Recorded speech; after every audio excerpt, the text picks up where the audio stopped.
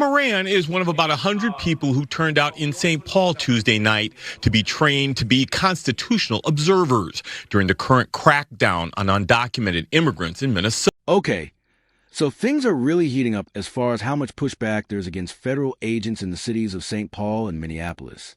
And I've said this a lot in recent videos, but for some reason there seems to be not a lot of attention on the mayor of St. Paul. In fact, as I make this video, we still don't even have a response from the mayor of St. Paul as far as what occurred in her city. That protest where protesters entered that Baptist church. You know, that whole thing, we still don't have a response. But I do have a video that recently showed up on the internet of the mayor of St. Paul. This is her, by the way.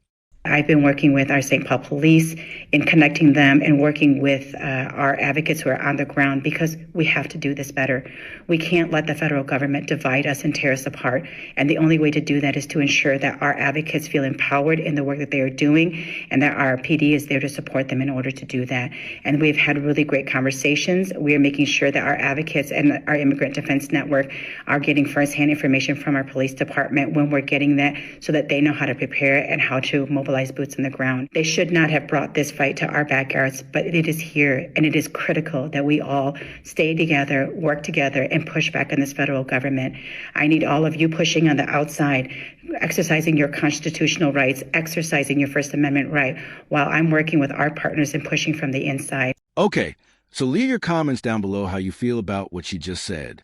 And also make sure to please subscribe to my channel, like the video, and turn on the notifications.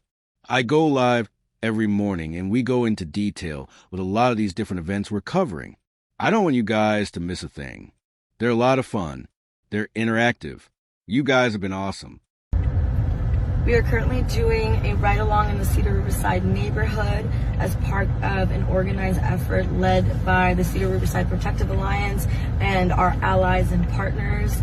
Today is Saturday, January 17th. We have been doing patrol for about a month and a half. Oh, okay. So, for people who are new to the party or looking into Minneapolis and St. Paul and trying to figure out what's going on, organizers have been preparing for federal agents for quite a while now. In fact, you heard her just say, we have been patrolling the streets for a month and a half now. Federal agents have always been in St. Paul and Minneapolis. However, as many of you are aware, there's a lot more federal agents that have recently come into the city. So, keep in mind this is nothing new as far as group organizers, protesters, or volunteers watching Homeland Security. But what is new is how many more people are signing up to become this or to join these volunteer groups in order to watch Homeland. Moran is one of about 100 people who turned out in St. Paul Tuesday night to be trained to be constitutional observers during the current crackdown on undocumented immigrants in Minnesota. The Immigrant Defense Network says citizens have a legal right to observe immigration enforcement actions and are being taught how to document what they see, either in writing or with their phones. People have a right to observe, and as long as they're not intervening and staying a safe distance and being compliant, you can ask questions. Why are you here? The network says similar trainings will be held in 30 cities across Minnesota in what it is calling the Brave of Us tour.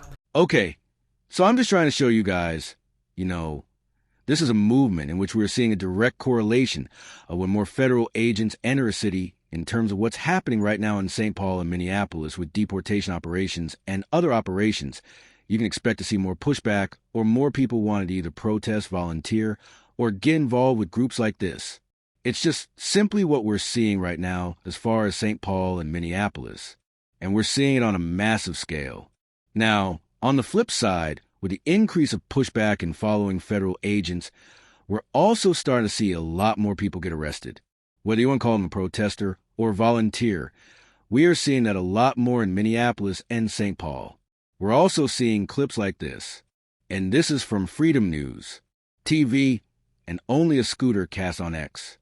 Second reporting, we're here to arrest a child sex offender. And you guys are out here honking.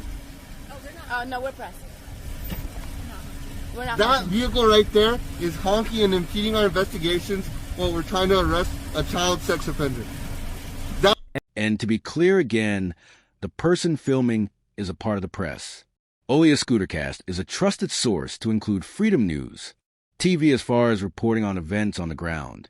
But what we are seeing is that Homeland Security is literally stopping in the middle of their operations and letting people know, hey, when you're getting away and you're trying to obstruct, you're trying to warn people, you're interfering with operations as serious as the ones he's talking about here. That's who you guys are protecting. Insane. Now, to be clear, Olia Scootercast is a journalist. She's very fair in her reporting. She's always on the ground getting a bunch of clips. If you guys want to go follow her in Freedoms TV, she is just documenting she was not participating in that obstruction or blocking. Now, as I make this video, it is January 19th, and as you can see on the screen, January 23rd, no work, no school. As of right now, there is a movement or possible protest that will occur on January 23rd on a pretty big scale. We'll just have to wait and see what happens. But this is basically at baseline what's expected. Did. For schools and education, not for war and deportation. We need to build this movement further. That's right. Yeah. What this shows is it's got to go beyond Minneapolis and St. Paul. It's got to go national. That's right. I want to refer to one of the greatest strikes that happened in U.S. history, the slave revolt during the Civil War. 7 million refused to work and stand up against the system. Now, to be fair to the story, I just want to remind people the mass majority of Americans do not live in a sanctuary city or a sanctuary state. So, understand as far as wanting a mass movement of everybody not going to work or attending whatever business you have on January 23rd. Again, I just want to remind people, we hear a lot of this noise and the clashes and arresting, a lot of it coming out of Minneapolis. But just to tone it down a little bit, understand the majority of Americans do not live in situations like this or deal with situations like this. Just to give an equal perspective here. The unjust system that was repressing, ruining lives. This system is destroying families, destroying schools. We need to fight back and build a movement. I also want to refer to a quote from Martin Luther King during the Civil Rights Movement. One has not only a legal but a moral responsibility to obey just laws. Conversely, one has a moral responsibility to disobey unjust laws. ICE is an unjust, racist structure to the system that must be abolished. Okay, so leave your comments. Let me know how you feel about this. Again, I want to be very clear here. You are absolutely allowed to protest. But one thing I have been pointing out recently, this movement to totally abolish ICE, it's becoming a little more popular than I think people realize to just get rid of IC. Now, it's a lot more popular to reform IC as far as wanting to remove masks, wanting more targeted warrants, things like that. So, I keep reminding people, you're going to be hearing a lot more of this as we get to this deadline of January 30th, as far as the funding for Homeland Security and what some politicians want and don't want. So we're out in the community being patrollers and observers, just had an interaction with ICE, pulled up alongside my vehicle, rolled down his window with his face mask on, waved at me, and then did this, I see you. They like to play games. We're moving on to check out some other vulnerable community spaces. This is what we can do. Got my whistle. These are what our days look like, friends. Okay. So leave your comments down below how you feel about this. Again, just to cross-reference one of the previous videos we watched, there are a lot of people signing up for training just like this. Now, I don't know if she was involved in training, the person in the video, but what we do know is that people are signing up in the St. Paul, Minneapolis area for stuff like this, what they say legally observing. And a lot of times, a lot of these observers or trackers or watchers, almost all of them have a whistle to alert and of course add on top of that honking of the horn. This is happening a lot coming out of the Twin Cities. Okay, so now let's get into the counter talking point. It's crazy, Martha. The fact that anyone would impede any sort of an operation of law enforcement is outrageous, let alone what these men and women are trying to do. Since Donald Trump became president for the second time, ICE has arrested over 16,000 child predators. Those are the people that we want to get off of our streets. We want the gang members. We want the drug dealers. We want of course, child predators like this guy is saying. And I'm going to be honest with you. In my opinion, I do think you're always going to hear this talking point as far as the main and biggest talking point against the anti-IC rhetoric, mainly because Americans like security. So when you try to get in the way of security, that could rub people the wrong way. Even people who might say they don't like IC, crossing that line of stopping an IC agent who might possibly, find the worst of the worst.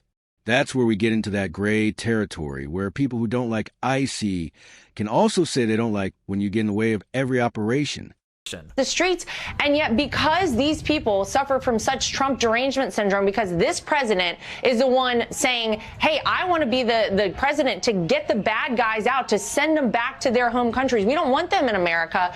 Of course, they're trying to impede law enforcement. They're getting aggressive against law enforcement. They're storming churches, Martha, and it's crossed a line, I think, for a lot of people. And I give so much credit to these men and women of ICE, these federal law enforcement agents who go out every day. They know that they are doing a nearly impossible task. It's an uphill battle for them, and they're still doing it. We're incredibly grateful for all their. So leave your comments down below how you feel about this. As far as the church protesters or the investigation, I cover that on my morning live stream shows. And I only do that because I can really get into a lot of detail and incorporate what you guys have to say. You guys have been very helpful. So if you guys want information on the church protester situation, I actually use some Bible verses, some church history. You guys can go watch my most recent live stream and go look and see what's happening there. But tomorrow, I will be going into a lot of detail as well. Now, as I'm making this video, it's being reported that there are protesters at the local Target in Minneapolis, protesting against IC. We are one. Stop fighting. Love is one. Till love is one.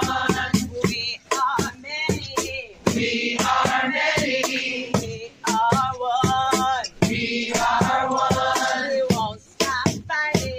We won't stop fighting. Till ICE is gone. Till ICE is gone. Till ICE is gone. Okay, according to reports, it's being reported that one of the main asks from these protesters is that they don't let Target use the parking lots as a staging area or targeting IC in general. So, you guys can leave your comments down below how you feel about this. I figured I would throw into the video and let you know this is happening today on January 19th. Okay, now here's where things get interesting as far as this pushback against Homeland Security.